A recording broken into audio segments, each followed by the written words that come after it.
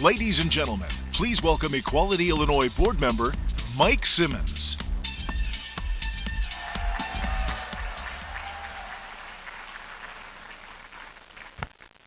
Good evening, everyone. Thanks for coming out tonight, supporting Equality Illinois. It's good to see you. One of the biggest milestones in the struggle for LGBT equality was the recent repeal of the military's Don't Ask, Don't Tell ban.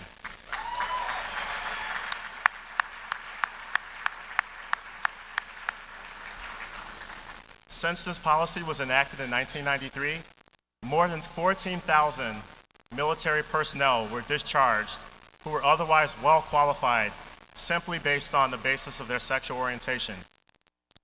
No other employer in the United States has discriminated against so many members of the LGBT community in such a short period of time. Thousands of you answered the call of Equality Illinois and our national partner organizations and lobbying your United States senators and representatives to push for repeal.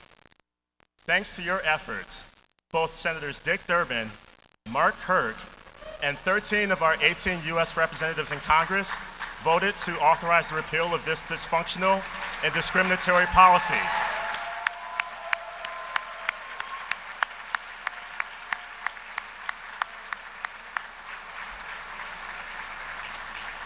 We couldn't have moved forward with this repeal without the steadfast support of our friends in Congress. One such friend is U.S. Representative Mike Quigley from the 5th District of Illinois.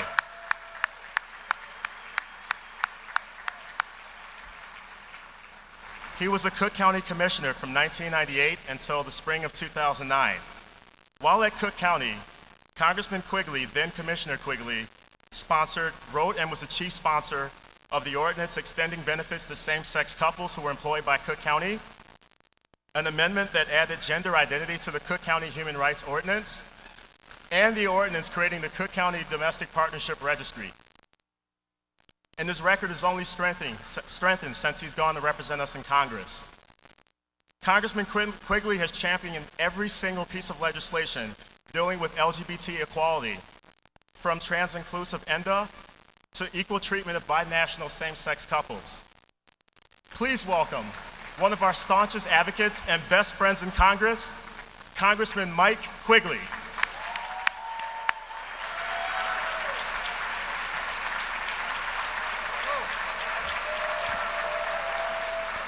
Thank you.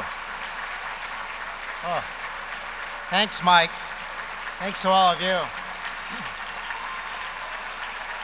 Great.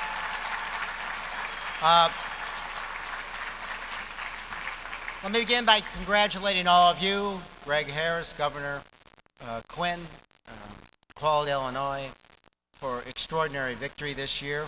I want to thank all of you, I think, for returning me to the 112th Congress. Yes, the 112th Congress, otherwise known as Survivor Island. You'll know if I sold out if I come home with a spray tan.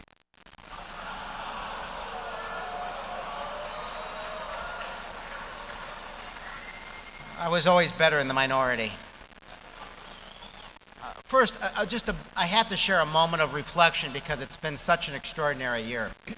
12 years ago, almost exactly, a group of people, a lot of folks in this room, Kelly and Brandon and Rick and Art, helped me pass that domestic partnership benefit ordinance. Now, what you don't know is when I introduced the ordinance, this woman that is my wife, Barb, at the time, this woman I was engaged to, she sat down with this young lady who would become my daughter, Megan, and she told her what I was doing. And she explained why. Something to do with fairness, right? Even an 8-year-old can understand fairness. Anyway, when she was done explaining all this to Megan, she asked her if she understood, and she said yes. And she asked her if she had any questions, and Megan said no. And just as Barb turned away, Megan said, "Does this mean that Mike is a lesbian?"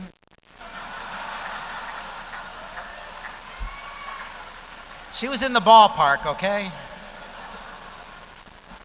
At least she understood the fairness part of all this. But from that innocence, in both my two daughters, that became a dream and a hope of mine that my daughters would grow up in a country that would be a little more just and a little more fair. And this has been a good year for that dream, folks. Just think about it. When we met this time last year, we had not passed comprehensive health care reform. You could get kicked off, you could be denied basic health care because of a pre-existing condition, folks. We've come a long way. When we met this time last year, we hadn't passed this extraordinary legislation providing for civil unions in Illinois. It's extraordinary. When we met this time last year, we had not repealed the extraordinary, unjust, don't ask, don't tell. When we met this time last year, you could answer your country's call to be all you can be as long as you lied about who you were. While my colleagues and President Obama deserve a lot of the credit, the real credit goes to all of you and organizations like EQUIL Illinois. But if we're going to talk about don't ask, don't tell tonight, we need to talk about those people in the audience tonight, our LGBT veterans. If you're a veteran, stand up.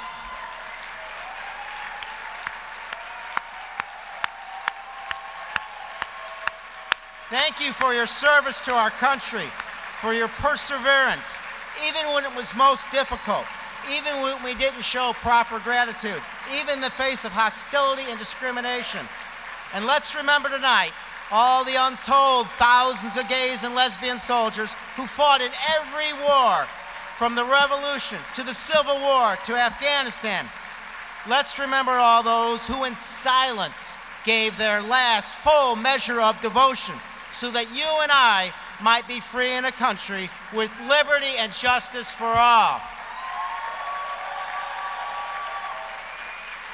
Justice for all, the theme of tonight's Equality's annual dinner, is what our country has always striven to be about. Let's remember what President Lincoln was really saying at Gettysburg, folks. He was saying 7 years ago, did we really mean it when we said all men are created equal? He was saying that at certain points in our history we have to raise that question and push it. He was right then, and it's right now. But I've been to a lot of these dinners, and I'm going to be at next year's and the year after, because the Bill of Rights is not self-executing.